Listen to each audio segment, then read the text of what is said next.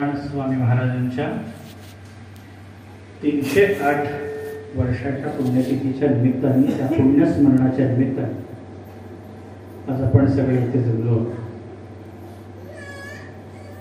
खऱ्या अर्थाने आषाढ महिन्याला की अनेक खूप छान छान गोष्टी आपल्या परंपरेने, आपल्या अध्यात्माने आपल्याला सांगितल्या. आषाढ महिन्याला की सगळ्यांनाच वारीचे वेध लागतात.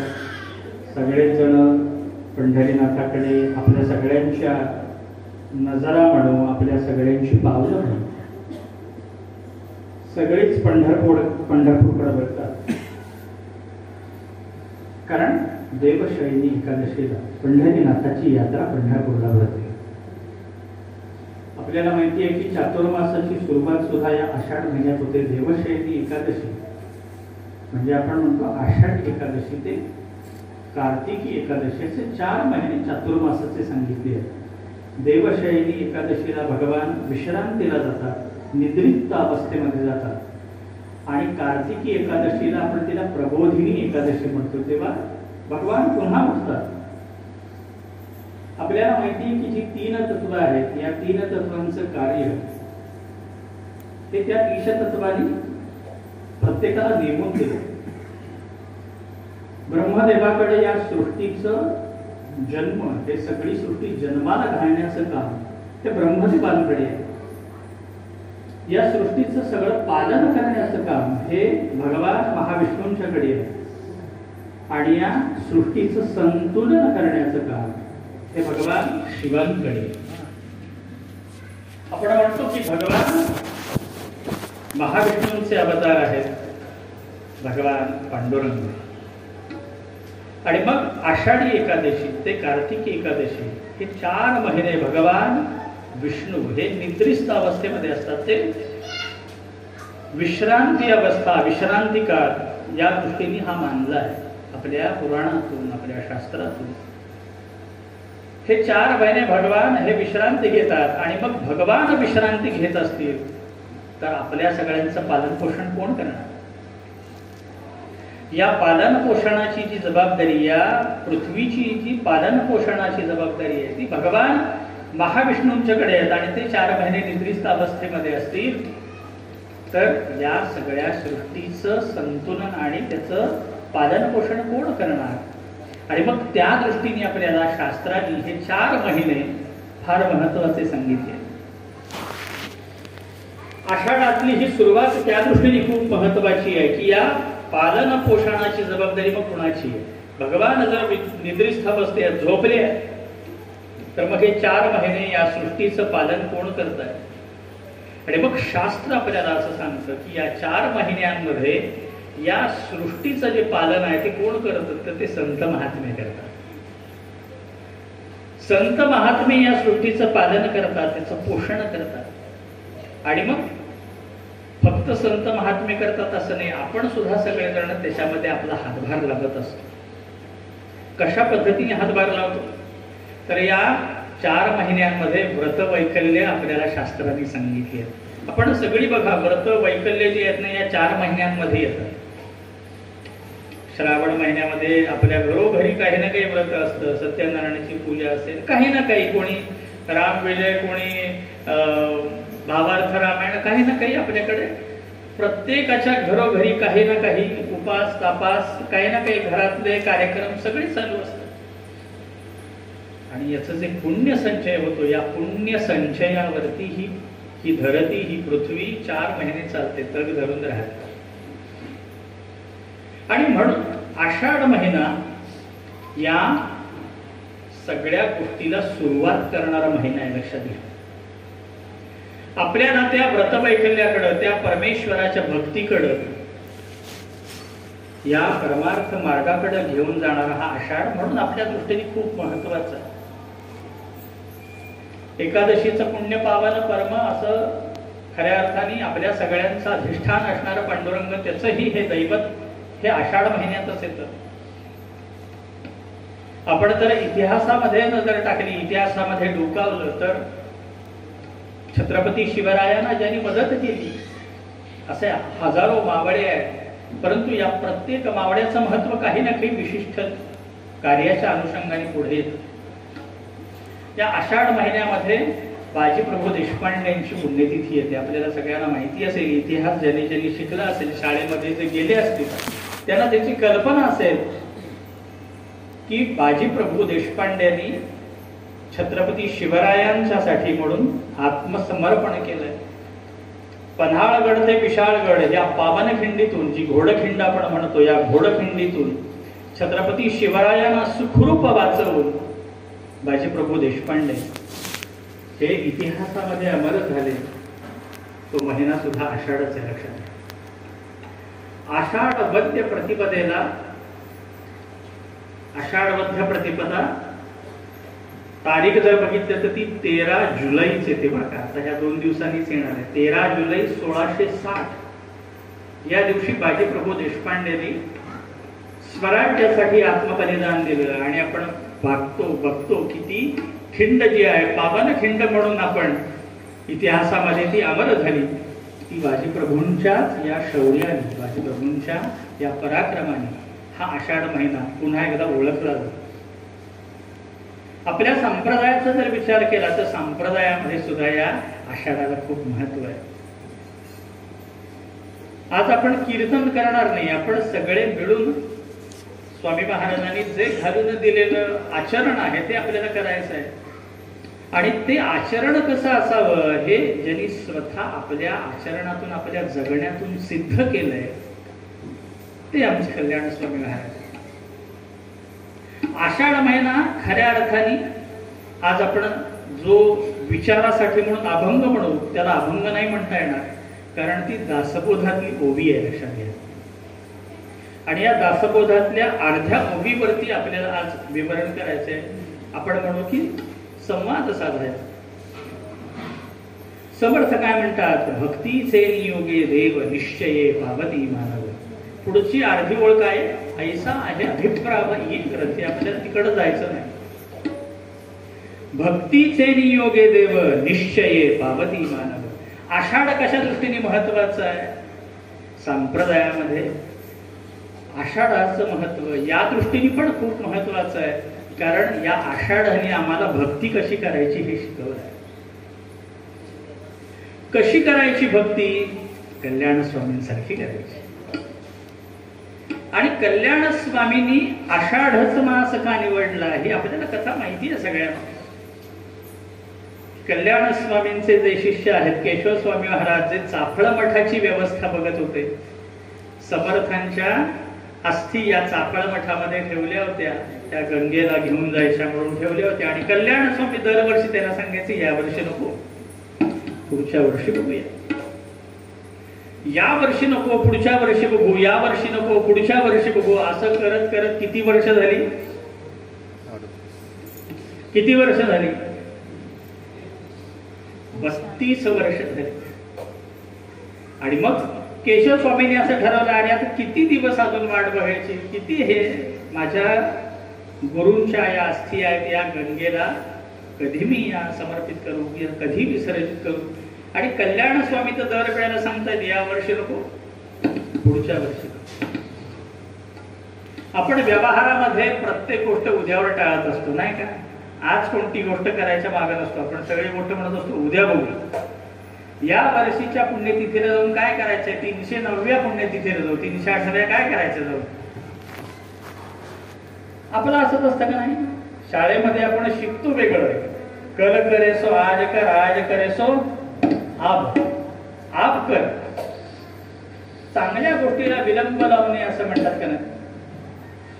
कुणावर कोणती कधी वेळ येऊ शकते आपल्याला कुणालाच माहिती नाहीये.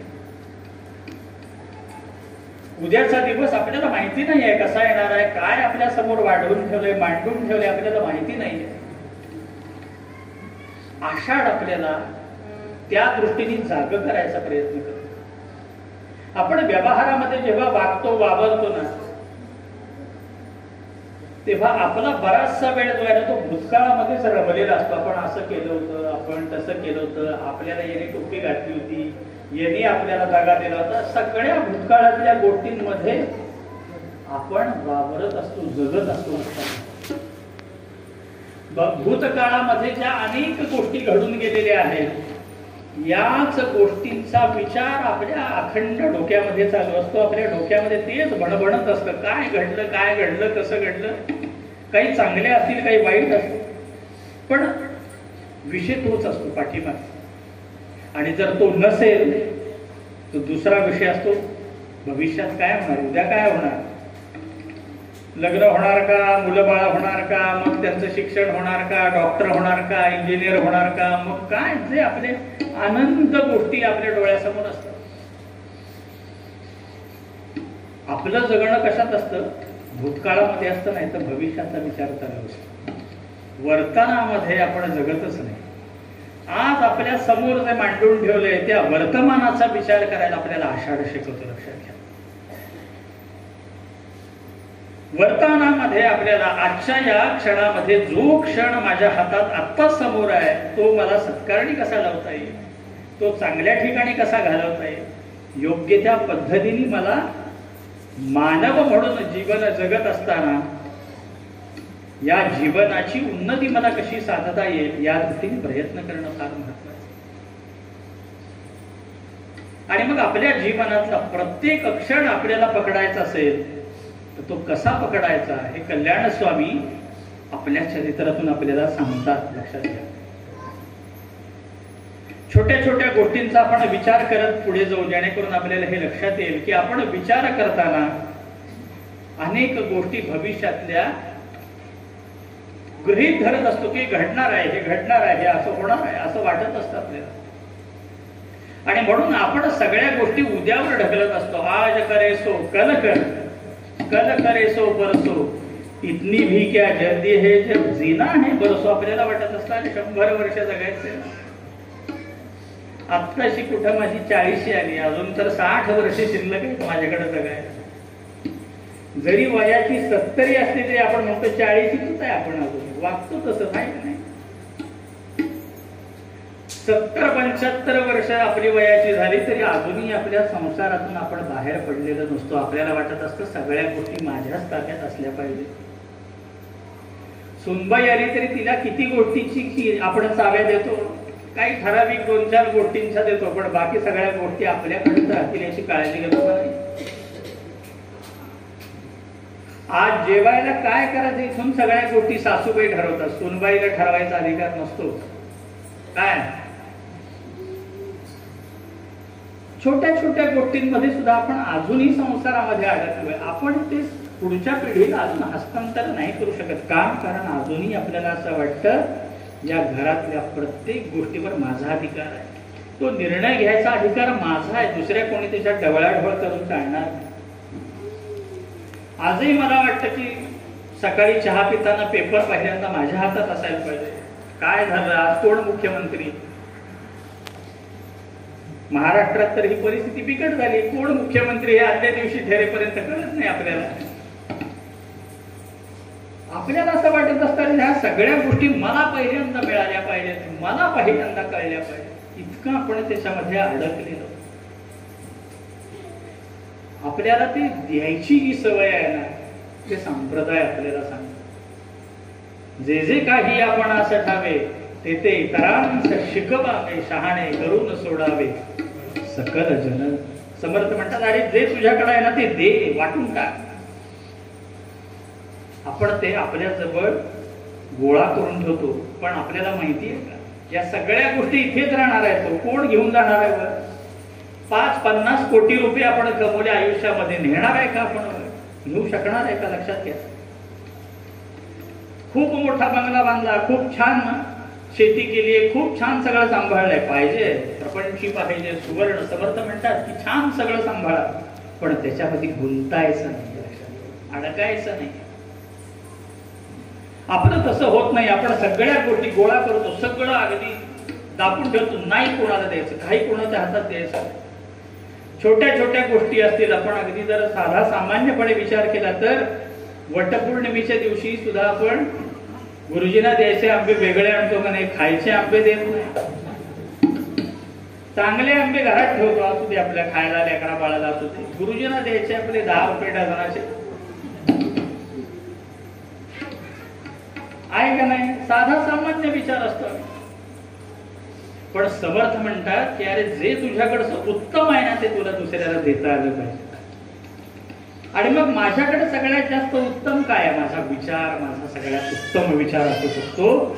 जो माझ्याकडचं ज्ञान हे उत्तम असू शकतं, जे मला दुसऱ्याला सहज देता आलं पाहिजे. आपण विचार केला तर इतके हजारो क्लास आहेत, पण ते काय करतात? काही गोष्टी राखून ठेवतात बरं का, सगळ्या गोष्टी सांगत नाहीत तुम्हाला, कारण त्यांचा क्लास चालायला लागतो. तुम्हाला सगळ्या गोष्टी दिल्या आणि तुम्ही जर उद्या त्यांच्या शेजारी दुसरा क्लास टाकला तर. पण समर्थ म्हणतात की आपण कसं राहायला पाहिजे, तर आपल्याकडचं जे उत्तम ज्ञान आहे ते आपल्याला दुसऱ्याला देता आलं पाहिजे आणि ते देण्यामध्ये आनंद असला पाहिजे. समर्थांनी आपल्या संप्रदायाला नियम घालून दिला. कोणता नियम घालून दिला? प्रत्येक मठ या नियमावर चालतो. लक्षात घ्या काय घालून दिला? प्रत्यही मागणे भिक्षा, मिळो न मिळो तरी नित्य नूतन हिंडावे, धुंडावे भक्त प्रेमळ.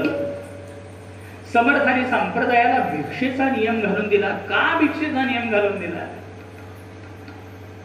समर्थांना माहिती आहे की आपण आपल्याकडची कोणतीही गोष्ट दुसऱ्याला द्यायला सहज तयार होत नाही, आणि भिक्षेच्या निमित्ताने समर्थांनी लोकांना दान करायला शिकवलं. छोटा प्रसंग आहे, लक्षात घ्या. शहापूरचा जो मठ आहे, सतीबाई शहापूरकर, बऱ्याच जणांनी पाहिला असेल, आकारा मारुतीमध्ये शहापूरचा एक मठ येतो.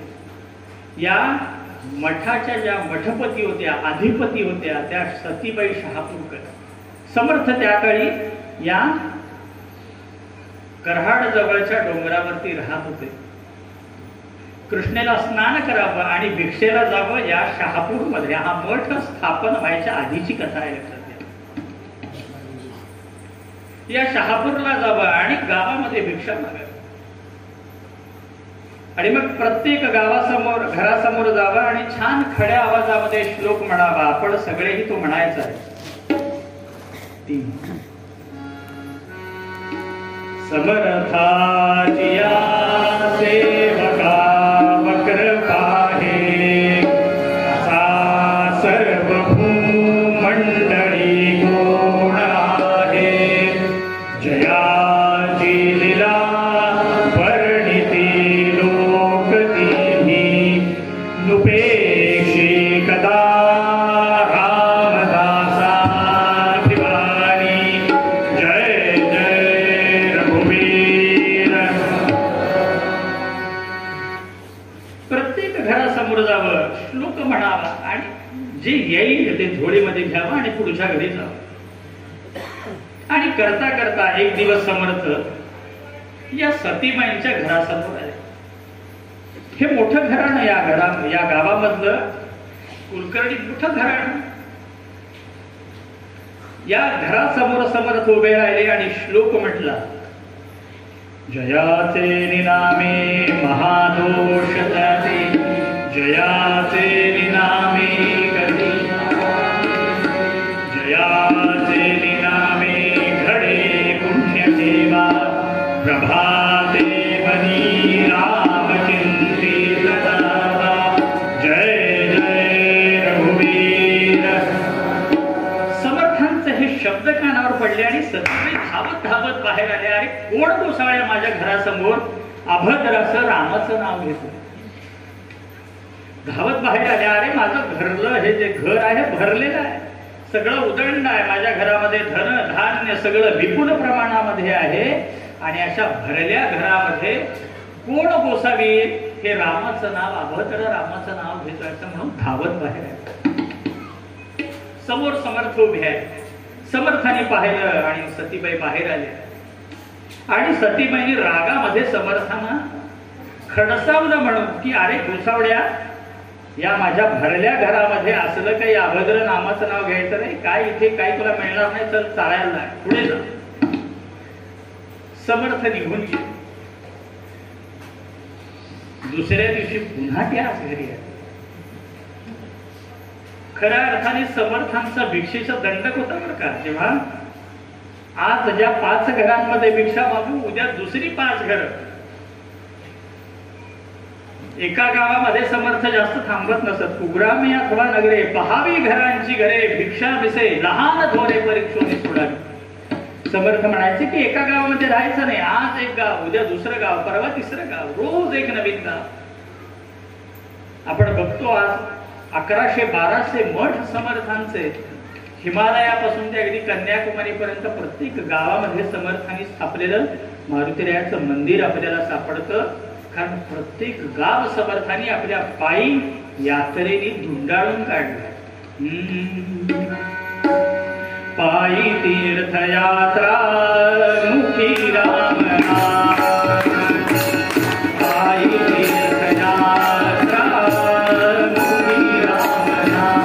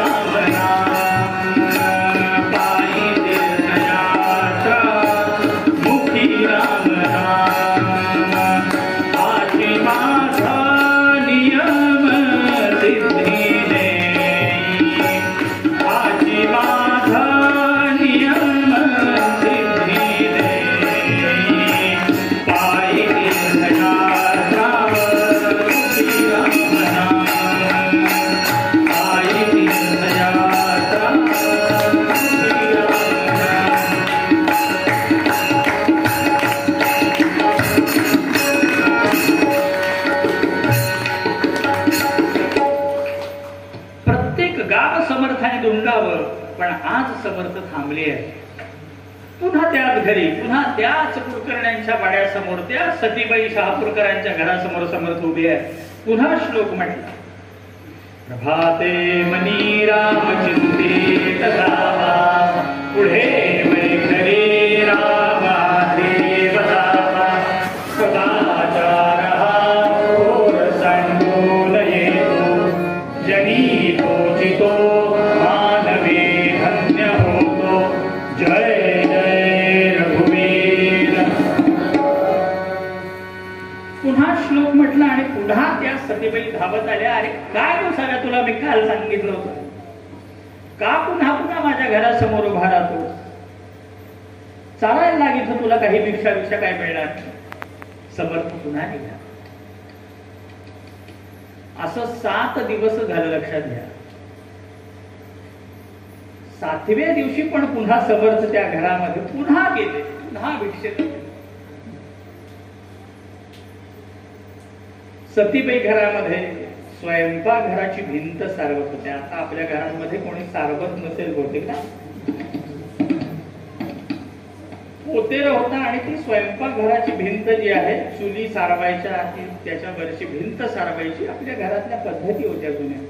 आज ज्या चुलीवर स्वयंपाक केलाय त्या चुलीला सारवल्याशिवाय पुन्हा दुसऱ्या दिवशी वापरायची. त्याच्यावरती पुन्हा नैवेद्य करायचा असेल तर ती सारवलेली चूल पाहिजे. खूप जुन्या पद्धती होत्या. आपल्याकडे आता गॅस आला, आता काय कसलं सारवणं नाही, काय नाही. बटन आपलं फिरवलं की चालतंय. आणि मग सतीबाई ती भिंत घराची ती सारवत होत्या छान त्या पोतेऱ्यांनी. आणि ते आपण बघतो बायका इतक्या मन लावून करतात, ते रोज सारवत असले तरी त्याच्यात एक आनंद असतो त्यांना, की आज कसं छान दिसतंय, ती चूल कशी छान दिसते ती सारवल्यावर. त्याच्यावरती हळद कुंकू व्हायचं आणि मग ती चूल पुन्हा वापरायची. आणि त्या सारवत होत्या सतीबाई. आणि तेवढ्यात पुन्हा समर्थांचा तो श्लोक कानावरती पडला. समर्थांचा तो श्लोक कानावरती पडला आणि आज मात्र सतीबाईंना राहावं नाही, राग आला प्रचंड. अरे काय हा गोसावी, इतक्यांदा त्याला नको नको नको नको म्हणते तरी रोज पुन्हा माझ्याच घरी येतो. आणि मग त्या रागाच्या भरामध्ये ते पोतेर हातामध्ये होतं. धावत बाहेर आला आणि हातात पोतेर ते भिरकवलं समर्थांच्या अंगावर. ते पोतेर तसं समर्थांच्या अंगावरती असं छातीवरती लागलं. समर्थाने ते पोतेर घेतलं, त्या पोतेऱ्याकडे पाहायला हसले समर्थ आणि निघाले. समर्थाने काय केलं, भिक्षा सगळ्या मागून झाल्या. मंदिरामध्ये थांबत असत समर्थ तिथे आले. छान जो काही नैवेद्य करायचा आहे तो रामरायाला मारुतीरायाला केला. आणि मग ते पोतेर जे आहे ते घेऊन समर्थ कराडच्या कृष्णा नदीवरती गेले आणि मग ते पोतेरे काय केलं, समर्थाने धुवायला सुरुवात केली. त्या नदीमध्ये ते कापड जे आहे ते धुवायला सुरुवात केली आणि त्याला लागलेला जो काही मळ आहे म्हणून, जे माती आहे म्हणून, आपण शेणाने सारवायचं, मातीने सारवायचं, ते जसं जसं स्वच्छ व्हायला लागलं ना, ते फडकं स्वच्छ व्हायला लागलं. इकडं सतीबाईच्या मनावरती सुद्धा असलेलं आवरण स्वच्छ व्हायला लागलं. अरे काय केलं मी हे, काय केलं मी हे, आज या गोसाव्याला मी पोतेर फेकून मारलं. आणि वाईट काय लागलं कुठेतरी. समर्थाने ते स्वच्छ कापड धुतलं आणि छान त्याचे तुकडे केले आणि त्याचे काय बनवले, काकडे बनवले. समर्थाने या वस्त्राचे काकडे बनवले आणि त्या काकड्यांनी समर्थाने सकाळची काकड आरती करायला सुरुवात केली. आणि जसा तो काकडा पेटवला ना, आपण म्हणतो ना, तसं सतीबाईंच्या मनामध्ये असलेले सगळं किलबिश दूर व्हायला लागलं.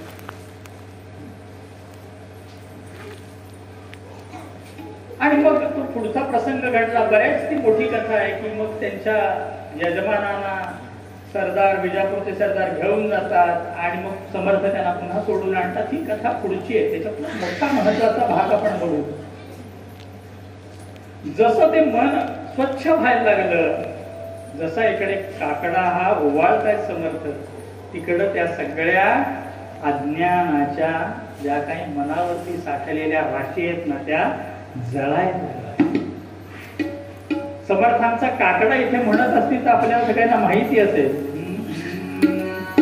तिमीर अज्ञान योगे उजळल्या बाकी, रामा उजळल्या बाकी, ज्ञानदीप प्रगटला, ज्ञानयोग प्रगटला, जय प्रकाशनी ज्योती, ओवाळा ओवाळा सद्गुरु रामदास राणा, सद्गुरु रामदास राणा, पंचही प्राणांचा, पंचही प्राणांचा दीपकला दिला.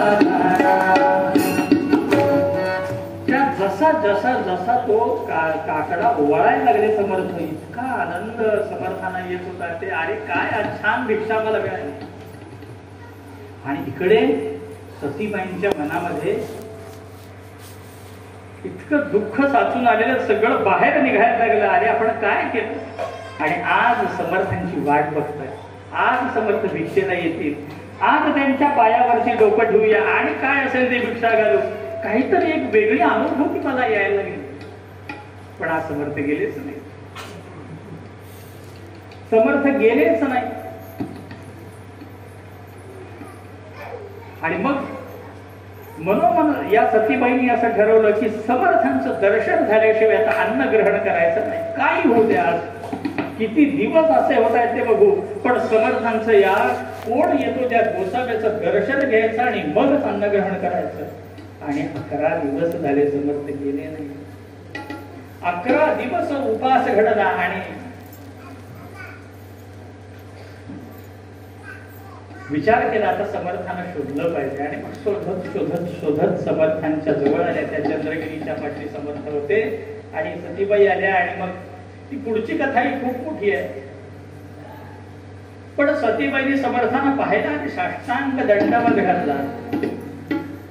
समर्थांच्या चरणावरती अक्षरशः लोटांगण घातलं. महाराज माझी क्षमा करा, चूक झाली, खूप मोठं पातक मी केलं. मी आपल्याला फेकून मारायला नाही पाहिजे होतं, ते पोतेला मी फेकून मारलं, माझ्याकडून खूप मोठा अपराध घडला. पण महाराज तुम्ही दुसऱ्या दिवशीपासून आला नाहीत, माझ्यावर रागवलात का. समर्थ म्हणाले अजिबात नाही आई, मी असं काही कोणावर रागवलं नाही. मग महाराज माझ्याकडे तुम्ही आला का नाही दुसऱ्या दिवशी. समर्थाने दिलेलं उत्तर फक्त आपल्याला लक्षात ठेवायचे, बाकीची कथा आपण सोडून. समर्थ म्हणाले 7 दिवस तुम्हाला काहीही भिक्षा घातली नाही, पण 8व्या दिवशी फेकून पोतेला मारलंस, तुझ्या हाताला द्यायची काहीतरी सवय लागली. बस तू पोतेला का होईना फेकून मारलंस, पण तुझ्या हाताने ती दिलंच ना मला. मला ती तुझ्याकडं ती द्यायची सवय तुला लावायची होती. माझं भिक्षेचं काम संपलं म्हणजे. तुमच्या हाताला काहीतरी चांगलं देता यावं ही सवय लागावी म्हणून समर्थांनी भिक्षेचा निमित्त आहे. भिक्षा म्हणजे लहान थोडी पैकी सोडावी. समर्थाने आपल्याला सांगितलं सुद्धा की कोणी पोतभर आणलं तरी घ्यायचं किती आहे. आपले हे मठ सांभाळायचे म्हणून आपण घेऊ पोतभर, पण विचार तो आपल्याला जागा ठेवला पाहिजे की अरे आपल्याला या सगळ्या गोष्टीतून आपलं घर चालवायचं नाहीये, आपल्याला ते सांभाळायचे अधिष्ठान. समर्थाने आपल्याला द्यायची सवय लावली, संप्रदायाने द्यायची सवय लावली. हे दान देण्याचं आपल्याकडचं सगळ्यात मोठं दान कोणतं असेल तर ते ज्ञानदान असू शकतं. लक्षात घ्या, आपल्याकडचं ते चांगलं आहे, जे आपल्याला सगळ्यात छान उत्तम जमतं ते ज्ञान आपण पुढच्या पिढीला देत येत असतो, पण आपलं हातचं राखून देत असतो. ते आपल्याला मोकळेपणानं देता येईल का, त्या दृष्टीने विचार करायला आषाढ आपल्याला शिकवतो. हे आषाढ शिकवतो म्हणजे कोण शिकवतो आपल्याला? या महिन्यामध्ये घडणाऱ्या ज्या संतांच्या चरित्रातल्या घटना असतात ना, त्या आपल्याला शिकवत असतात. या नुसत्या कथा नाही आहेत, या नुसत्या गोष्टी नाही आहेत, या गोष्टीतून आपल्याला काहीतरी समजून घेता आलं पाहिजे. कल्याण स्वामींचं चरित्र हे त्या दृष्टीने खूप महत्वाचं आहे की उद्याचा विचार नको करू, वर्तमानामध्ये आपल्याला वर्तमानामध्ये जगता आलं पाहिजे. आत्ताचा क्षण मला पकडता आला पाहिजे. लक्षात घ्या, जीवनातला प्रत्येक क्षण खूप महत्वाचा आहे. आपण बघतो ना, जीवनामध्ये प्रत्येक क्षणाला महत्व आहे. अनेकदा मी ही गोष्ट सांगितली, आपण पुन्हा एकदा सांगा.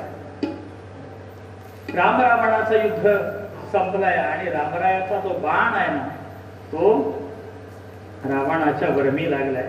छातीमध्ये तो रामरायाचा बाण लागलाय आणि रावण पडलाय त्या रणभूमीमध्ये. रावण खाली पडलाय, रथातून खाली कोसळलाय. आता युद्ध संपलाय, आता कोणाशीही युद्ध नाहीये. रामरायाने हातातलं धनुष्य ठेवलं, खाली ठेवलं आणि लक्ष्मणाला असं सांगितलं, लक्ष्मणा तुझं धनुष्य आहे ते खाली ठेव, युद्ध संपलाय. ज्याच्या विरुद्ध आपल्याला लढायचं होतं तो रावण आता खाली कोसळलाय, पडलाय, आता आपल्याला युद्ध करायचं नाही. लक्ष्मणाने ते आपल्या खांद्यावरचं धनुष्य, तो बाणाचा भाता खाली ठेवला आणि मग रामराय लक्ष्मणाला म्हणाले, हे बघ, धावत धावत जा आणि रावण जिथे पडलेला आहे त्या रावणाचे पाय धर. लक्ष्मणाची अवस्था आपल्यासारखीच झाली. आपल्याला काय सांगतायत, आतापर्यंत त्याच्या विरोधामध्ये बाण लावत होता, एकावर एक बाण चढवत होतो, त्याच्या अंगावरती बाण मारत होतो, त्याच रावणाचे पाय धरायला रामराय सांगताय. लक्ष्मणाने जरा कानाडोळा केला, काहीतरी रामरायांना बहुतेक हे 10-12 दिवस युद्ध करून बहुतेक काय आता लक्ष विचलित झालं असेल म्हणून त्यांनी काही इकडं तिकडं बघितलं. पुन्हा रामरायाने सांगितलं, लक्ष्मणा अरे वेळ कमी आहे, तिकडं लगेच वास यायला लागला प्रसादाचा की इथली वेळ संपवायला लागते नाही का. वेळ कमी आहे म्हणले, धावत धावत धावत पहिला जा आणि रावणाचे पाय धर. लक्ष्मणाने रामाकडे पाहिलं आणि जरा थोडी प्रश्नार्थकच त्याच्या चेहऱ्यावरती, काय सांगताय तुम्ही मला. पण पुन्हा रामाने सांगितलं आणि रामाज्ञा कोणालाही मोडता येत नाही. लक्षात घ्या, येते का. रामाचं बोलवून आलं की जायला लागतं का नाही. तुमच्या मनात नसलं तरी तुम्हाला घेऊन जाते. घरात ठेवतात का, आपला दादा आहे, आपला भाऊ आहे, आपला मामा आहे, आपली आई आहे, आपली बाबा आहे. हा राम म्हणतच होतो. त्याचे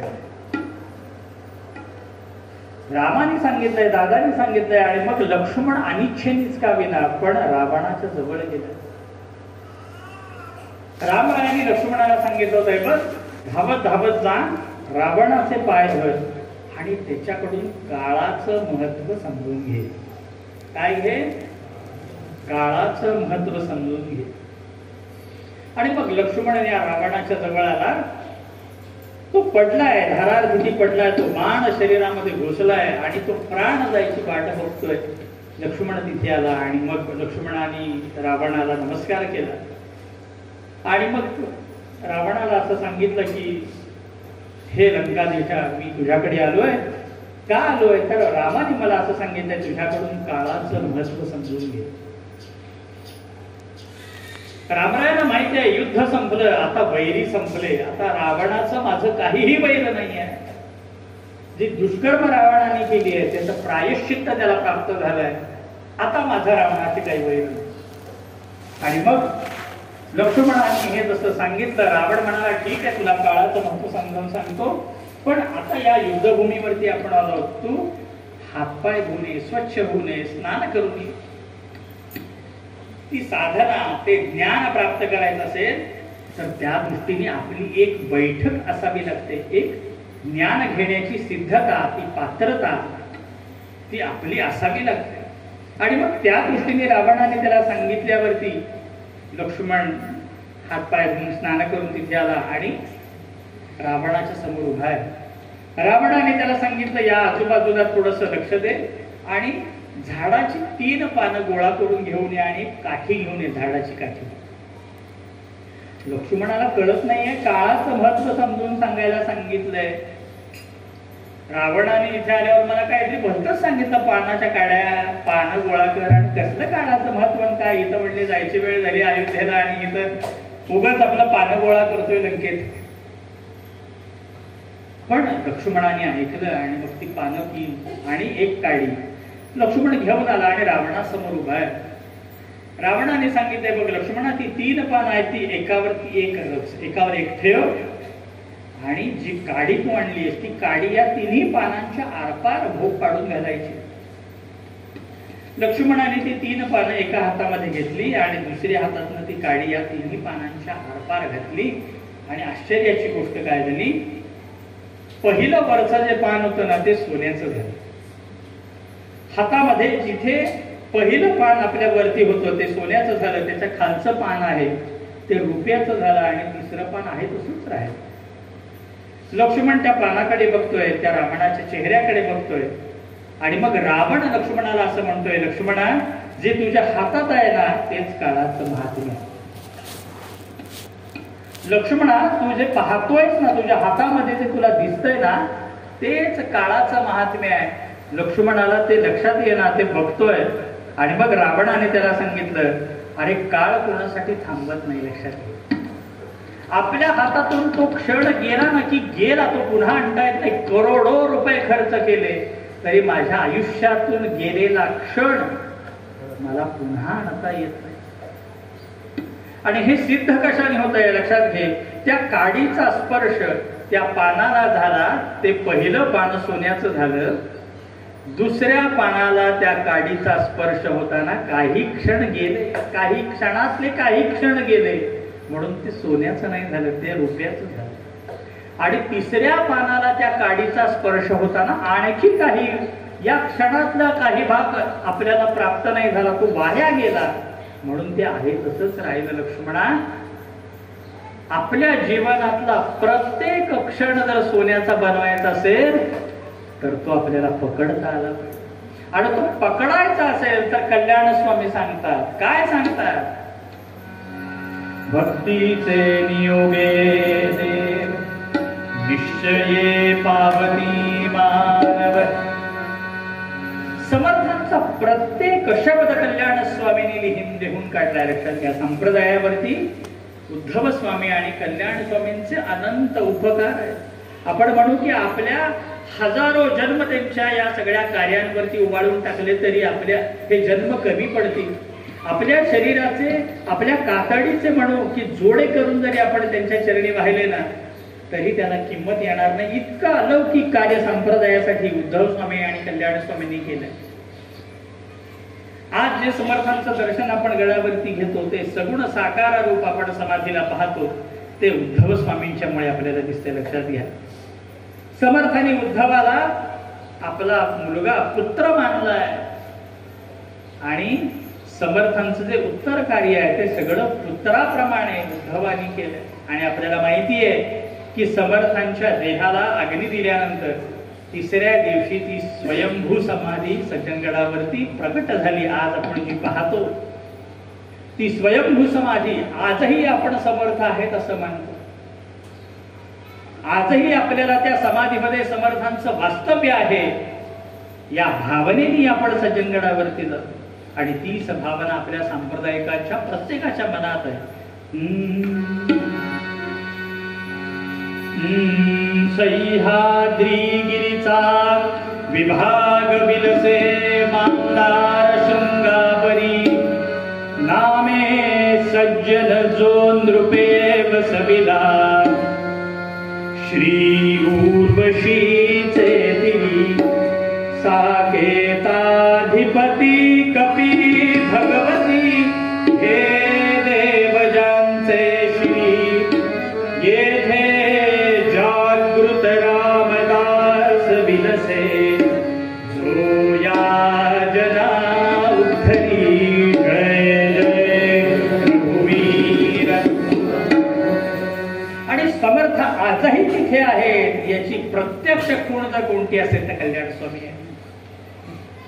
आपल्याला माहिती आहे की समर्थ गेले हे कल्याण स्वामींना कळलं, अंतर्ज्ञानाने कळलं आणि कल्याण स्वामी धावत सुटले हो इथून डोंगावरून धावत सुटले आणि धावत धावत धावत धावत धावत जाऊन त्यांनी त्या समाधी समोर हंबरडा फोडला. त्या समाधीला घट्ट मिठी मारली. समर्था मला न सांगता गेलं काय माझं चुकलंय, माझं काय अपराध आहे की तुम्ही मला न सांगता हा देह विसर्जित केला. आणि ते टाहो फोडल्यानंतर समर्थ त्या समाधी दुभंगून प्रकट झाले. आपण पाहतो ही कथा माहिती आहे सगळ्यांना की आजही ती चीर समाधीला आपल्याला पाहायला मिळते. जे दुभंगलंय ते कोणासाठी दुभंगलंय? कल्याण स्वामींसाठी दुभंगलंय. समर्थाने कल्याण स्वामींना पुन्हा एकदा बाहेर येऊन दर्शन दिलं. समर्थांना कल्याण स्वामींना पुन्हा एकदा सगुण साकार रूपात कल्याण स्वामींसमोर प्रकट व्हावं लागलं. कल्याण स्वामींची भक्ती कशी, कल्याण स्वामींचं समर्थांविषयी असणारं प्रेम, समर्थांविषयी असणारी निष्ठा कशी आहे आपल्याला ती घेता येईल. आणि मग त्या समाधीमधून समर्थ प्रकट झाले आणि मग कल्याण स्वामींना असं वाटलं अरे समर्थ ते अख्ख्या सगळ्या गडाच्या कणाकणांमध्ये समर्थ आहे. या केवळ समाधीमध्ये, या केवळ या चौथऱ्यामध्ये समर्थ नाहीये तर गडाच्या प्रत्येक कणामध्ये समर्थांचं वास्तव्य भरून उरलेलं आहे. आणि मग कल्याण स्वामींनी ठरवलं आता गडाला पाय लावायचा नाही. माझ्या गुरुला आता माझे चरणाचे स्पर्श होता कामा नयेत. आणि मग कल्याण स्वामी दरवर्षी गडाला खालून प्रदक्षिणा घालत, जे आपण घालतो आजही घालतो. शिवरात्रीला इथली सगळी मंडळी येतात आणि गडाला खालून प्रदक्षिणा घालतात.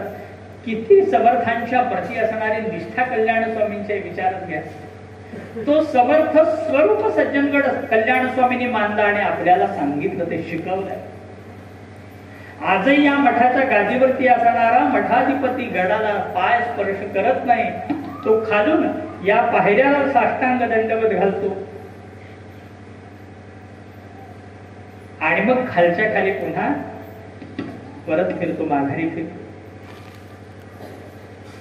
ही अनन्यता, आपल्या सद्गुरूंच्या विषयी असणारी अनन्यता आपल्याला कोण देत असेल तर ते कल्याण स्वामी देतात. आणि कल्याण स्वामी आषाढाच्या माध्यमातून आपल्यापर्यंत ते पोहोचवतात. समर्थांप्रती असणारं हे जे प्रेम आहे, जी निष्ठा आहे, या निष्ठेतून कल्याण स्वामी आपल्याला दाखवतात, दर्शन देतात. ते समर्थ आजही आपल्यासाठी सगुण साकार रूपात प्रकट करण्याची ताकद कल्याण स्वामी संप्रदायामध्ये देतात. उद्धव स्वामींच्या रूपाने समर्थांचं सगुण साकार रूप आपण सज्जनगडावरती आजही पाहू शकतो. पण समर्थांचं निर्गुण रूप जर कोणामुळे दिसत असलं असेल तर ते कल्याण स्वामींच्या मुळेच आपल्याला शक्य होतं.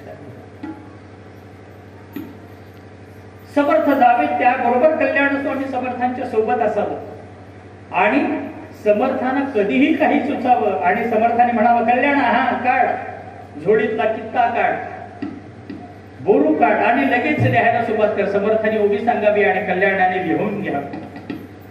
समर्थांच्या मुखातून पडणारा प्रत्येक शब्द कल्याणाने टिपावा, लक्षात घ्या. आपण आपल्या घरामध्ये आपल्या आई वडिलांचं सुद्धा ऐकत नाही. आपल्या भल्यासाठी सांगत असतात, शाळेमध्ये शिक्षक शिकवत असतात, अजिबात आपलं लक्ष नसतं त्याच्याकडे. आणि मोबाईल सारखं खेळणं तर आपल्या प्रत्येकाला हातात मिळालंय ना, आपण सगळ्या गोष्टी त्या मोबाईलच्या मध्ये इतकं अडकलोय की कोण काय बोलतंय, कोण काय सांगतंय त्याच्याकडे अजिबात लक्ष नाही. पण ते व्हॉट्सअपचा आवाज आला की मात्र सगळं सोडतोय आणि ते व्हॉट्सअप बघतोय. काय जगाचं काय आज चाललंय, माझ्यापासून काय आणलंय तिथे. पण समर्थांचा प्रत्येक शब्द कल्याणाने लिहावा, लिहून काढावा. समर्थांचा दासबोध हा कल्याण स्वामींमुळे आपल्याला आपण पाहू शकतो. लक्षात घ्या, आजही या मठामध्ये तो दासबोध संरक्षित करून ठेवला आहे. केवढी आपली कृपा आहे की आपण ते पाहू शकतोय. समर्थांनी 1 टाकी दासबोध सांगितलं आणि कल्याणाने 1 टाकी दासबोध दिला असं झालेलं नाही. समर्थांनी आज 4 ओव्या सांगाव्या, परवा 4 ओव्या सांगाव्या, मध्येच श्लोक सांगावा, मध्येच अजून काहीतरी एखादा स्तोत्र सांगावं, मध्येच एखादी भीमरूपी सांगावी. कल्याणाने ते सगळं लिहून घ्यावं, एका मागोमाग एक लिहून घ्यावं आणि पुन्हा ते वेगळं करावं. संपादन दासबोधाचं कल्याण स्वामींनी करावं आणि ते शिरगावच्या मठामध्ये जावं, शिरगावमध्ये थांबावं आणि ती समर्थांनी सांगितलेली रचना विभागवार त्याचे समास करावे, ते लिहून काढावे, पुन्हा एकदा छान लिहावे, समर्थांना दाखवावे. समर्थांनी पुन्हा त्याच्यामध्ये काही दुरुस्त्या कराव्या आणि ते कल्याणाने लिहून पूर्ण करावं. अशा पद्धतीने समर्थांचा प्रत्येक ग्रंथ कल्याणाने सिद्ध केलाय. दासबोध या दृष्टीने कल्याणाने लिहिलाय आणि म्हणून जो सुरुवात झाला दासबोध लिहायला तो शिवथरगळीमध्ये, जेव्हा चंद्रराव मोरे स्वराज्यासाठी घातक ठरले होते, छत्रपती शिवरायांना मदत व्हावी म्हणून समर्थ चाफळखोऱ्यातून निघाले आणि शिवथरगळीला मुक्कामाला आले. चंद्रराव मोऱ्यांचा वाडा शिवथरगळीच्या वर आणि खाली समर्थ राहत आहेत. कुणाला कळलं सुद्धा नाही.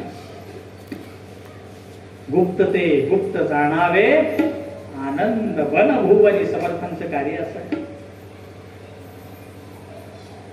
लिहायला सुरुवात झाली. निमित्त दासबोधाचं झालं तिथे की श्रोते पुसती कोण ग्रंथ, काय बोली जे जी येथ श्रवण केली आणि प्राप्त, काय आहे श्रीराम ग्रंथानाम दासबोध, गुरु शिष्यांचा संवाद, येथ बोलिला विशद भक्ती मार्ग. निमित्त फक्त या दासबोध लेखनाचं आहे, पण हेतू काय आहे तर स्वराज्याला सहाय्य करण्यासाठी म्हणून प्रत्येक हालचाल तिथली टिपावी आणि शिवबांच्या पर्यंत पोहोचावी. लिहायला सुरुवात तिथे झाली आहे, पण दासबोध पूर्ण तिथे नाही झाला. जसं मी म्हटल्यासारखं की ते आज वाटेत असं समर्थांनी सांगावं, काही इथे सांगावं, काही वाटेत सांगावं, पण कल्याणाने तो कित्ता ती जोडी सतत सोबत ठेवावी. समर्थांना काही स्फुरलं की कल्याणाने लगेच लिहून काढलं. पण मग कल्याणाने जो पूर्ण दासबोध लिहिला तो कधी लिहून समर्थांच्या समोर ठेवला तर माघ शुद्ध नवमीला. कल्याण स्वामी गडावरती आहे. माघ शुद्ध नवमीला कल्याण स्वामी सज्जनगडावरती आहे आणि कल्याण स्वामींनी लिहिलेला तो दासबोध 20 दशक 200 समास साधके पहावे सावकाश विवरता विशेषा विशेष करू लागे हा परिपूर्ण ग्रंथ कल्याण स्वामींनी लिहून समर्थांसमोर ठेवला. ती तिथी आहे माघ शुद्ध नवमी शके 1603. पुढच्या 15 दिवसामध्ये समर्थांनी देह ठेवला. माघ शुद्ध नवमीला दासबोध परिपूर्ण झाला आणि माघ वद्य नवमीला समर्थांनी देह ठेवला.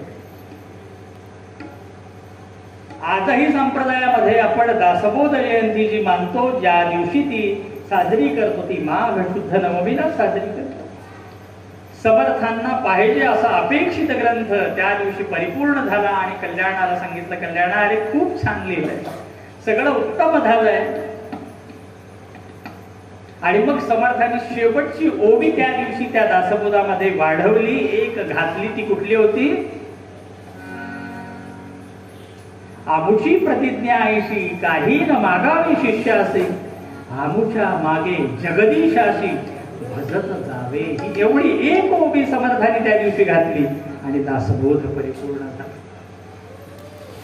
आषाढ आपल्याला या गोष्टी स्वीकारायला सांगतो. कल्याण स्वामींनी आपल्याला त्या घालून दिले. कल्याण स्वामींच्या जीवन चरित्रातून आपल्याला ते घ्यायचं आहे की माझ्याकडचं काय आहे आणि माझ्याकडे जे उपलब्ध आहे त्याच्यातलं मी लोकांना, माझ्या समाजाला काय छान देऊ शकतो. या भक्तीच्या माध्यमातून आपला हा जो प्रवास आहे, हा प्रवास हा मानवापासून देवापर्यंत न्यायचा आहे.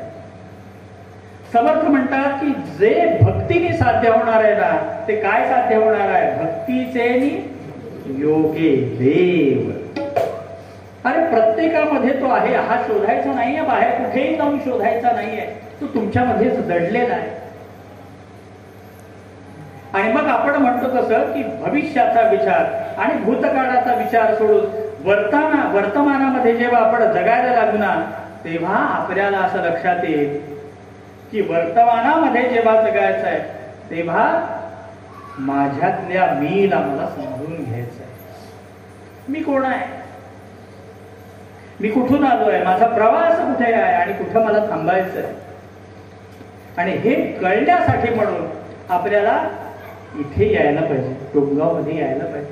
कल्याण स्वामींच्या चरणी नतमस्तक व्हायला पाहिजे की स्वामी तुमच्यासारखा आम्हाला द्या, तुमच्यासारखी भक्ती करायची आमची पात्रता आमची वाढवा. तुम्ही जसं समर्थाना समर्पित भावनेनं आपलं सर्व आणि स्व अर्पण केलं. आपण काय करतो? फक्त सर्व अर्पण करतो, स्व आपल्या जवळच करतो. आपण स्व अर्पण करू शकत नाही.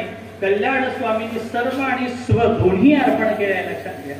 कितीतरी प्रसंग कल्याण स्वामींचे आपण पाहिले तर लक्षात येईल. जेव्हा रामगडीतला प्रसंग आहे की समर्थांना पान खायची इच्छा झाली, निबिड अरण्यामध्ये ती रामघळ आहे आणि रात्रीच्या किर्र अंधारामध्ये समर्थ म्हणाले मला अरे कल्याणा विडा खायची इच्छा झाली आणि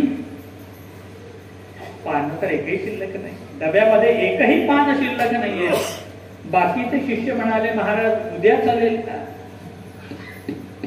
आता रात्र झाली, अंधार पडलाय, आता सापळचा मोठी दारं बंद झाली, 9 वाजले 12 वाजले, सगळे संध्याकाळचे रात्रीचे सिनेमेचे शो संपले, सगळं सांगून झालंय. महाराज आता कुठे जाऊ अंधारामध्ये, उद्या देतो. समर्थ म्हणाले आणि उद्याचं काही सांगता येत नाही, आता जर कोणी मला आणून दिलं तरच मला खूप आनंद होणार आहे. परीक्षेचे क्षण आहेत, लक्षात घ्या. कल्याण स्वामींना तेव्हा कळलं की अरे माझ्या गुरुमाऊलीला आत्ता पान खायची इच्छा झाली आहे. कल्याण आणि मागचा पुढचा विचार केला नाही. दिवस आहे, रात्र आहे, अंधार आहे, उजेड आहे, किर्र अंधार, पाऊस आणि या निबिड अरण्यामध्ये सगळी श्वापद आहे. कशाचाही विचार केला नाही, कशाचाही विचार केलेला नाही. झोळी खांद्याला अडकवली आणि कल्याण स्वामी निघाले. आणि वाटेमध्ये आपल्याला माहिती कल्याण स्वामींना त्या सर्पराजाने दंश केला आणि कल्याण स्वामी तिथेच पडले, कोसळले. समर्थांना लक्षात आलं अरे काहीतरी अघटित घडलंय आणि समर्थ धावत या रामघळीतून निघाले आणि वाटेमध्ये जिथे कल्याण पडला आहे त्या कल्याण स्वामींच्या जवळ समर्थ आले. कल्याणाला उचललं ते आणि या रामघळीच्या पायथ्याशी असणाऱ्या भैरववाडीमध्ये समर्थ त्यांना घेऊन आले. या भैरवनाथाच्या मंदिरामध्ये कल्याण स्वामींना तिथे झोपवले. या कल्याणाचं मस्तक आपल्या मांडीवरती घेतलंय कल्याण स्वामींचं आणि सांगतायत समर्थ या भैरवनाथाची प्रार्थना. अरे माझ्या लेकराची परीक्षा नको बघू, तो उत्तीर्ण झाला, त्याला पुन्हा जिवंत कर, पुन्हा त्याला सचेतन कर. अचेतन असणारा माझा हा कल्याण जागा झाला पाहिजे. आणि मग ती प्रार्थना देवाने ऐकली समर्थांची आणि कल्याण स्वामी पुन्हा उठून बसले. बघतो तर आपल्या पाठीवरती समर्थ हात फिरवत आहे. आपण समर्थांच्या मांडीवर झोपलोय आणि मग संकोचले कल्याण स्वामी. वाईट वाटलं अरे माझी सेवा माझे गुण करताय, माझ्यासाठी माझ्याकडून त्रास पडला, इथपर्यंत यावं लागलं. कल्याण स्वामींनी समर्थांचे पाय धरले आणि म्हणते, महाराज मला क्षमा करा, तुम्ही दिलेली आज्ञा तो शब्द मी पाळू शकलो नाही. आणि पुन्हा ती झोळी अडकवली आणि कल्याण स्वामी निघाले धावत. कुठे? पानं राहिली पिढ्याची. आणि समर्थांनी कल्याणाला थांबवलं आणि कल्याण स्वामींना घेतलं. अरे म्हणले, कल्याण पानं इथेच आहे, हे बघ. आणि मग कल्याण स्वामींच्या समोर समर्थांनी झोळीतली पानं काढून दाखवली. अरे ही इथेच आहे. सगळ्या शिष्यांना लक्षात आलं की अरे कल्याण स्वामीने आपल्यामध्ये फरक काय आहे, तो हाच आहे. माझ्या सद्गुरूंसाठी सर्व आणि स्व दोन्ही अर्पण करण्याची तयारी कल्याण स्वामींनी दाखवली. आपल्याला ते जमतंय का? आपण इथे येऊन सगळं द्यायला तयार असू, पण इथे आपण तन मन धनाने येतो का, हे जास्त महत्वाचं. इथे आल्यानंतर आपण स्व मागे ठेवून येतो, त्या उंबऱ्याच्या बाहेर ठेवतो. इथे सगळं डोकं मस्तक सगळं काय म्हणू आपण, कल्याण स्वामींच्या समोर वाहतो, आपण तो झिजवतो, सगळं करतो. इथले उंबरे सुद्धा आपले मस्तक टेकून टेकून झिजलेत, लक्षात घ्या. पण आपल्या वृत्तीमध्ये बदल झालाय का? आपल्या वृत्तीमध्ये जेव्हा बदल होईल ना, तेव्हा खऱ्या अर्थाने माझा कल्याण स्वामींच्या प्रती तो समर्पण भाव जागृत होईल, जो कल्याण आणि समर्थांच्या साठी उभं आयुष्य जपलेलं आहे. कल्याण स्वामी त्या दृष्टीने आपल्याला समजून घ्यायचे, ते आषाढाच्या या प्रसंगाने समजून घ्यायचे. जेव्हा केशव स्वामींना सांगितलं होतं कल्याणाने, मी सांगेपर्यंत त्या समर्थांच्या अस्थी घेऊन यायच्या नाही, यावर्षी ऐकलं नाही ते आणि त्या अस्थी उचलल्या. इकडे परांड्याच्या मठामध्ये कल्याण स्वामींचं आपण म्हणतो की रामकथा चालली आहे. आणि मग कल्याण स्वामींनी ती लगबग केली, अरे नाही नाही, लवकर लवकर रामाला राज्याभिषेक करा. त्या रामकथाकार जो आहे त्याच्या पाठीमागे कल्याण स्वामींचा तगात आहे. कशासाठी चाललाय? देह जाओ अथवा राहो, खऱ्या अर्थानं पांडुरंगी दृढ भाव, ही जी श्रद्धा आहे ना, तो भाव आहे ना, तो समर्पण भाव आहे ना, तो सगळ्यात जास्त महत्वाचा आहे. निष्ठावंत भाव भक्ताचा स्वधर्म, निर्धार हे भरम चुकोनी, निष्काम निश्चल विठ्ठली विश्वास, करो नाही आसा अणिकाची. तुका म्हणे ऐसा कोण उपेक्षिला नाही ऐकिला ऐसा कोणी. अरे जो सर्वस्व अर्पण करणारा आहे सद्गुरूंच्या प्रती, भगवंताच्या प्रती, तो उपेक्षिला जात नाही. समर्थ आपल्याला सांगतात ना, नुपेक्षी कदा रामदासाभिमान. आपल्याला त्या समर्थांच्या चरणांवरती, समर्थांच्या या वाक्यांवरती, समर्थांच्या या विचारांवरती विश्वास ठेवता आला पाहिजे. आणि ते आपल्याला कल्याण स्वामी दाखवतात. आपण बघतो की मानवाचं जे जीवन आहे ते त्याच्यामध्ये उत्क्रांतीचे अनेक टप्पे, अनेक लाखो वर्ष याच्यामध्ये गेली. आपल्या प्राण्यांप्रमाणे माणसालाही शेपूट होतं. आपण वाचलं असेल, आपण पाहिलं नाही, पण आपण वाचलंय ना, लाखो करोडो वर्षापूर्वी माणसालाही शेपूट होतं, पण त्याचा उपयोग झाला नाही म्हणून ते गळून पडलं पुढे पुढे. आणि मग आपण असं समजतो की माणसाचा जो पूर्वज आहे तो माकड आहे. आणि या माकडापासून उत्क्रांती होत होत होत ज्ञान संवर्धन, ज्ञानाने माकडाचं माणसात रूपांतर झालं. माकडाचं माणसात रूपांतर व्हायला किती वर्ष झाली? लाखो करोडो वर्ष झाली. युग बदलली आणि मग माकडाचं माणसात रूपांतर झालं. पण आज माणसाचं माकडात रूपांतर व्हायला किती वेळ लागतो? माणसाचं माकडात रूपांतर व्हायला किती वेळ लागेल? एक क्षण सुद्धा पुष्कळ आहे ना. आपल्या कृतीतून आपण दाखवून देऊ शकतो, अरे मी माणूस नाही, मी माकड आहे. आपल्या विचारातून आपण ते दाखवून देऊ शकतो, सिद्ध करू शकतो की अरे हा माणूस म्हणण्याच्या लायकीचा. मग लाखो करोडो वर्षापासून आपला हा प्रवास आलाय, तो एवढ्यासाठी आलाय का? आपला हा प्रवास या माणसातून पुढे कुठपर्यंत न्यायचं आहे? देवत्वापर्यंत न्यायचं आहे. भक्तीचे नियोगे देव निश्चय पावती मानवा. अरे मानव, याचा प्रवास हा देवत्वापर्यंत पोहोचणार आहे आणि हा प्रवास करायचा आहे तर मला बाहेर कुठेही भटकायची गरज नाही. इथे मंदिरामध्ये यायचं, कल्याण स्वामींच्या समोर बसायचं आणि तो प्रवास आपला सुरू करायचा आहे. तो प्रवास कुठला असणार आहे? तो प्रवास असणार आहे आतमध्ये जाण्याचा, अंतरंगामध्ये जाण्याचा, देवाकडे जायचा. तो प्रवास आहे ना माझा, तो बाहेर कुठेही नाही आहे. इथून मी डोंगरावला जायचं, परांड्याला जायचं आणि इकडे करमाळ्याला जायचं आणि मग तिथे मला देव भेटणार, असं होणार नाही. माझा जो प्रवास आहे ना तो अंतरंगामध्ये मला घेऊन जायचा आहे, आतमध्ये मला घेऊन जायचं आहे. आणि मग तो आतमध्ये घेऊन जायचा असेल तर सहाय्य कुणाचं असायला पाहिजे? समर्थ मनाच्या श्लोकाची सुरुवात करताना म्हणाले, काय म्हणाले? मना सज्जना भक्तिपंथे चितावे तरी श्री हरे पाविते तो स्वभावे जनी निंद्यते सर्व जनी वंद्यते सर्व भावे करावे. जय जय रघुवीर. मना सज्जना भक्तिपंथेची दावे. अरे हा भक्तिपंथ आहे ना, त्याच्या सज्ज कुणाला राहायला सांगताय? मनाला सज्ज राहायला सांगताय. आपलं मन जर आपल्या ताब्यात आपण घेऊ शकलो तर तुमचा हा प्रवास हा देवत्वापर्यंत पोहोचणार आहे. लक्षात घ्या, या मानवाचा हा प्रवास देवत्वापर्यंत नेण्यासाठी म्हणून आषाढ मला कल्याण स्वामींच्या चरित्राकडे बघायला शिकवतो.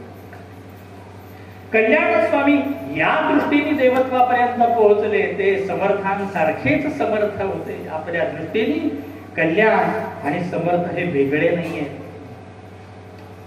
ते अभिन्न आहेत. कल्याण आणि समर्थ हे अभिन्नपणे संप्रदायाला सांभाळणारे. समर्थ आणि कल्याणाचं मोठेपण हे पाहिलंय, ओळखलंय, सिद्ध केलंय कल्याणांना. आणि मग समर्थ हयात असताना सुद्धा संप्रदायामध्ये अनुग्रह द्यायची जबाबदारी समर्थांनी कल्याणांवरती सोपवली आहे. एवढा मोठा अधिकार कल्याण स्वामींचा प्राप्त झाला कारण समर्थ हे कल्याण स्वामींचे सर्वात प्रिय गोष्ट होती. आपल्या दृष्टीने काय प्रिय आहे जीवनामध्ये? आपण कशापासून एक क्षणभर सुद्धा राहू शकत नाही. आपण म्हणतो ना की इथे येताना जर दोघा चौघांचे मोबाईल जर घरात राहिले असतील तर ते लोक घरी गेले असतील, ते म्हणले असतील मंदिर राहू दे, आधी ते मोबाईल आधी पहिल्यांदा समोर पाहिजे. आपण विचार करतो का नाही? क्षणभर सुद्धा आपल्याला त्याच्यापासून दूर राहता येत नाही. कल्याण स्वामी क्षणभर सुद्धा समर्थांपासून दूर नव्हते, म्हणून ते कल्याण होते आणि ते समर्थ होते. तुकाराम महाराजांच्या जीवनचरित्रामध्ये एक छोटा प्रसंग आहे की तुकाराम महाराज त्यांच्या एका मित्र तुकाराम महाराजांना दरवर्षी म्हणायचं, महाराज मी यावर्षी वारीला येतो, मला आठवण करा बरं का, दरवर्षी आठवण करा. मग कल्याण तुकोबाराय काय करायचे, अरे आता वारीला निघायचंय, त्या मित्राच्या घरी जायचे आणि म्हणायचे, अरे वारीला निघणार आहे बरं का, येणार आहेस ना तू? आणि मग तो म्हणायचं, महाराज या वर्षी आता माझं लग्न ठरलंय, आता 2 महिन्यात माझं लग्न आहे महाराज, आता माझी घरची गडबड आहे, सगळं सांभाळायचंय, मला घर साकारायचंय, ते सारवायचंय छान, पुढच्या वर्षी. तुकाराम महाराज म्हणले ठीक आहे पुढच्या वर्षी. मग पुढच्या वर्षी पुन्हा गेले. ते म्हणले आता लग्न झालं मागच्या वर्षी, आता घरात एक लेकरू रांगतंय ना, आता मला त्या माझ्या बायकोला एकट्यावर सोडून येता येत नाही, पुढच्या वर्षी. आणि मग असं करत करत करत करत वर्ष गेली, 20 वर्ष झाली, 21 वर्ष झाली, त्या मुलाचं लग्न आलं. तरी आपले महाराज दरवर्षी त्याच्याकडे जावं, महाराजांनी म्हणावं, अरे येतोयस ना? काय नाही, आता कुठं मुलाचं आत्ता कुठे लग्न लावून द्यायचंय, सूनबाई घरात आणायची. तुकाराम महाराज म्हणले, अरे काय येतो का नाही आता, ह्याच्या पोराचं लग्न नातवाचं लग्न झालं तरी हा काय घर सोडणार नाही. म्हणले आता काहीतरी वेगळी युक्ती लढवायला पाहिजे. संत कसे असतात, आपला विचार करा. आणि त्या ममतेने, त्या आईच्या या प्रेमाने आपले संत आपली काळजी घेतात. म्हणून आपण त्यांना काय म्हणतो, माऊली म्हणतो. लक्षात घ्या, समर्थ माऊली, कल्याण स्वामी ही माऊली आपली. का? कारण ते फक्त त्यांचा विचार करत नाहीत, आपलाही विचार करतात. आणि मग तुकाराम महाराज म्हणल्यावर हा असा तसा बाहेर येणार नाही. म्हणले याला बाहेर काढला पाहिजे, आता धरून बाहेर काढला पाहिजे. पण म्हणून काय, कल्याण तुकाराम महाराजांनी एक बंदूक आणली, त्याच्या समोर रोखले, म्हणले चला आता तुला घेऊन जातो पंढरीला. असं नाही म्हणले. तुकाराम महाराजांनी काय केलं, त्याच्या घरासमोर एक मोठं चिंचेचं झाड होतं, त्याला जाऊन घट्ट मिठी मारली, ओरडायला लागले, सोडो सोडो सोडो सोडो सोडो मला, सोडो मला. म्हणून त्या झाडाला मिठी मारली या तुकाराम महाराजांनी. आणि त्या झाडाकडे बघून महाराज ओरडायला लागले, सोडो मला, सोडो मला. तो मित्र जो तुकाराम महाराजांचा आहे तो दारात उभा होता. म्हणजे काय महाराजांना वेळ लागलाय, म्हणले या झाडाला स्वतः धरले आणि झाडाला म्हणतात सोडो म्हणून. धावत धावत आला, म्हणला काय महाराज वेड्यासारखं करायला तुम्ही, अहो तुम्हीच सोडा ना म्हणले, त्या झाडाला धरलेले हात तुम्ही सोडा म्हणले, त्या झाडाने कुठे तुम्हाला धरलंय. तुकाराम महाराज म्हणले, अरे हे तुला गेली 20 वर्ष सांगतोय, तू संसाराला धरलंय का संसाराने तुला धरलंय? धरलंय कोणी कुणाला? अरे तूच धरलंय तर तू सोडवणार आहे बाबा. या संसारातून मोकळं व्हायचं असेल तर दुसरं कोणी तुला सोडवणार नाही, तुला स्वतःला सुटायचंय. ते हात मोकळे करायचे. आणि हे हात मोकळे केले तर वर्तमानामध्ये जगण्याची जी शक्ती आहे ती मला प्राप्त होणार आहे. आणि या वर्तमानामध्ये जगत असताना तो प्रवास मला जो साधायचा आहे तो देवत्वापर्यंत साधायचा आहे. भक्तीचे नियोगे देव निश्चये पावती नाम. मग त्याच्यासाठी काय करायला पाहिजे, माझ्या मनामध्ये तो भक्तिभाव जागृत व्हायला पाहिजे. माझ्या गुरूंविषयी, माझ्या देवाविषयी माझ्या मनामध्ये तो भाव निर्माण व्हावा असं वाटत असेल तर जे कल्याण स्वामींनी समर्थांसाठी केलंय तेच आपल्याला करायचं आहे. काय केलंय कल्याण स्वामींनी समर्थांसाठी? तो मज आवड आवड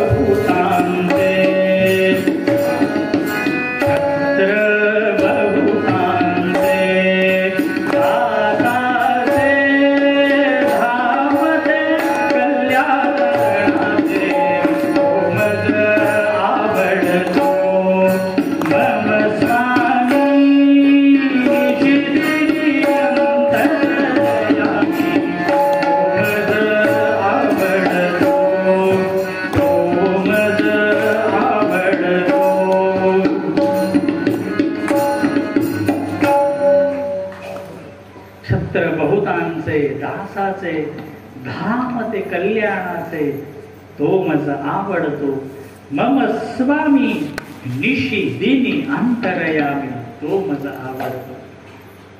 तेच माझं छत्र आहे. माझ्यावरती कृपा असणार तेच एक गुरूंचं कृपा छत्र अखंडपणे माझ्या सोबत आहे. तेच माझ्या अंतर्यामी दडलेलं आहे, वसलेलं आहे, भरलेलं आहे आणि ते दिवस रात्र अखंडपणे माझ्या सोबत आहे. आणि तेच माझ्या दृष्टीने सगळ्यात आवडती गोष्ट आहे, कारण माझे समर्थ हे माझ्या अखंड सोबत आहे. कल्याण स्वामींनी जे आपल्याला सांगून दिलंय, जे आखून दिलंय, हा भक्तीचा मार्ग, ती आवडीची गोष्ट माझे समर्थ व्हावेत, माझे कल्याण स्वामी व्हावेत, यासाठी आपल्याला प्रयत्न करायचा आहे. आणि तो प्रयत्न करायचा असेल तर साधायचं एकच आहे, भक्तीचे योगे देव निश्चये भावती मानव. आपल्याला हा आपला प्रवास देवत्वापर्यंत न्यायचा आहे आणि त्या दृष्टीने आपल्या जीवनामध्ये ती सकारात्मकता यावी, वर्तमानामध्ये जगण्याची ती ऊर्जा आपल्याला प्राप्त व्हावी. आणि या वर्तमानाचा विचार करत असताना माझ्या आतमध्ये माझे सद्गुरू अखंडपणे माझ्या सोबती राहावे, या दृष्टीने त्या भक्ती तत्वाला पकडून ठेवूया. या आषाढातल्या त्रयोदशीला त्या दृष्टीने आपण समजावून घेऊ की कल्याण स्वामींनी आपलं जीवन कशा पद्धतीने समर्थांच्या चरणी अर्पण केलंय. हे पुष्प कल्याण स्वामींनी ज्या पद्धतीने समर्थांच्या चरणावरती अर्पण केलं, समर्पण केलं, तो समर्पण भाव या भक्तीतून मला साधायचा आहे, या त्रयोदशीतून तो मला पकडायचा आहे. आज 308वी ही कल्याण स्वामींची पुण्यतिथी आहे. हा आकडा सुद्धा बघा काय सांगतो आपल्याला. 8 आणि 3 मिळून काय होतात? 11 होतात. आणि मग हे 11 शब्द जो आहे ना, हा 11 आकड्याला संप्रदायामध्ये विशेष महत्व आहे. जो जय जय रघुवीर समर्थ समर्थानी महामंत्र या समाजाला दिला, तो 11 अक्षरांचा. हे 11 अक्षर जय जय रघुवीर समर्थ हे माझ्या मनामध्ये कोरली गेली पाहिजे. कल्याण स्वामींची ही गुरुनिष्ठा, कल्याण स्वामींचं हे चरित्र आपल्या मनामध्ये सतत जाग असलं पाहिजे, सतत तेवत राहायला पाहिजे. 11 11 बहु 11 काय 11 कळेची ना, गुप्त ते गुप्त जाणावे आनंद वन भुवनी. माझ्या जीवनामध्ये ते आनंद वन भुवन निर्माण व्हावं, यासाठी प्रयत्न दुसरा कोणी नाही करणार. प्रयत्न आपल्यालाच करायचे, लक्षात घ्या. आणि प्रयत्न हे करण्याची गोष्ट नाहीये, ते फक्त आपल्याला दिशा दाखवतं. ती दिशा या मंदिराकडे येण्याची असावी. या मंदिरामध्ये येताना कल्याण स्वामींच्या समोर उभे राहताना आपलं सर्व आणि स्व दोन्ही स्वामींना आपण समर्पित करू, समर्पण करू. आपल्याकडचं जे आहे ते तेवढंच आहे.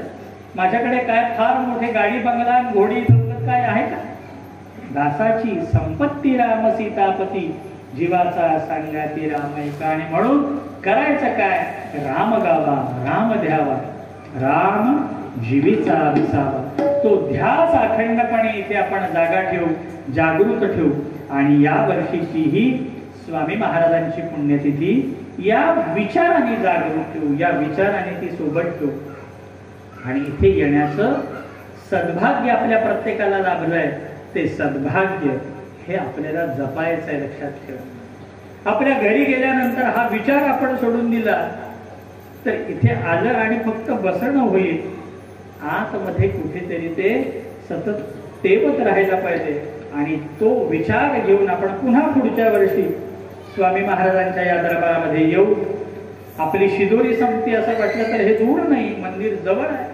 इथे येऊन जे काही आपल्याला कल्याण स्वामींच्या प्रती समर्पित करता येईल, सेवा करता येईल, तो सेवाभाव आपण जागृत ठेवू. स्वामी महाराजांना पुरुषाला प्रणाम करू आणि आजची ही सेवा कल्याण स्वामींच्या चरणी समर्पित करू.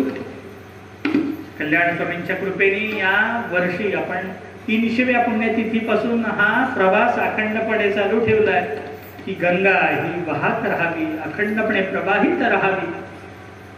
हजारो लोकांनी या ठिकाणी यावं, स्वामी महाराजांच्या चरणावरती समर्पित भावनेने साष्टांग प्रणिपात करावा आणि इथली ऊर्जा आपल्यासोबत घेऊन जावी.